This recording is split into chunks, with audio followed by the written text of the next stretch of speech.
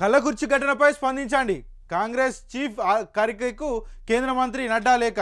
తమిళనాడులోని కల్లకుర్చి కల్తీ మద్యం తాగి 57 మందికి పైగా మరణించిన విషయంపై కాంగ్రెస్ పార్టీ స్పందించాలంటూ ఏఐసీసీ చీఫ్ మల్లికార్జున్ ఖర్గేకు కేంద్ర మంత్రి బీజేపీ జాతీయ అధ్యక్షుడు జేపీ నడ్డా లేఖ రాశారు. ఈ అంశంపై కాంగ్రెస్ మౌనం వహిస్తుందని ఆరోపించారు. ఎందుకు దీనిపై స్పందించడం లేదో సమాధానం చెప్పాలని ప్రశ్నించారు. కల్లకుర్చిలో జరిగిన దుర్ఘటన పూర్తిగా మానవ నిర్మిత విపత్తు.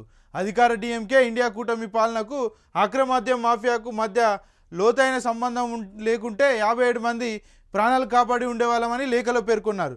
ఇంత భారీ విపత్తు జరిగినప్పుడు మీ నేతృత్వంలో కాంగ్రెస్ పార్టీ మౌనం వహించడం షాక్కు గురిచేసింది. కాబట్టి దీనిపై మాట్లాడండి, బాధితులకు అండగా నిలవండి అని కోరారు.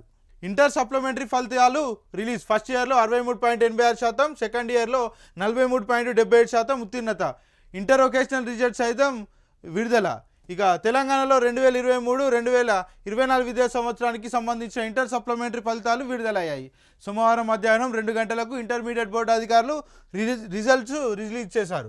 ఇక ఇంటర్ ఫస్ట్ ఇయర్ సప్లిమెంటరీ పరీక్షల్లో 63.86% విద్యార్థులు ఉత్తీర్ణత సాధించారు.